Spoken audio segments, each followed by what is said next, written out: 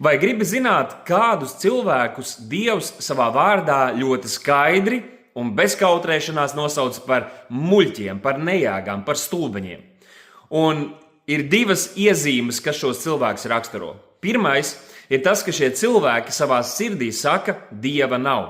Varbūt, ka viņi pat neatļaujās to teikt publiski, jo tagad aizvien populārāk mūsu sabiedrībā ir būt garīgiem un ticēt augstākam spēkam, vai enerģijām, vai tam līdzīgām lietām.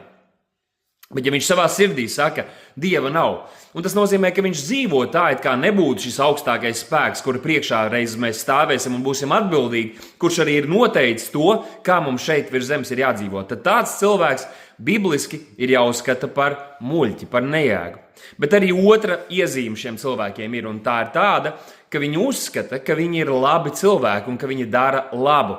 Un patiesībā, ja tu parunās ar vairumu cilvēku mūsdienu sabiedrībā, visi uzskata, ka viņi taču ir labi cilvēki. Viņi dara labu savai ģimenei, kādiem saviem tuvākajiem, un pat pasauli tie cenšas izglābt.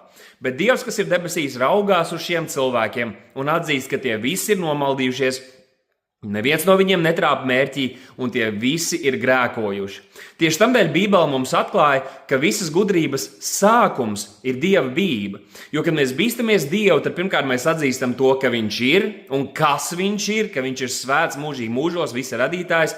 Protams, tas, ka cilvēks tic, ka Dievs ir, tā nav glābjoša ticība, jo arī ļaunie gari tic un dreb.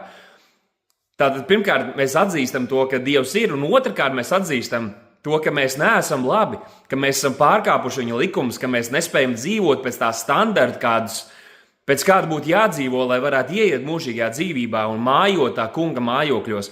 Un tas savukārt cilvēku vedīs pie atgriešanās, pie pazemības, salauztības pilna gara, lai nāktu pie Kristus un saņemtu to dāvanu, ko neviens cilvēks nevar izcīnīt vai nopelnīt. Un tādēļ es aicinu jūs visus, neesiet muļķi, ticiet uz Dievu un pazemojieties viņa priekšā, atzīstot savu paša grēcīgumu, salauztību un nevarēšanu. Un Viņš ir tas, kurš dod dāvanas arī šodien visiem cilvēkiem, kas pazemībā nāk pie viņa. Tic uz Jēzu Kristu, tad tu un tavs nams jūs būsiet glābti.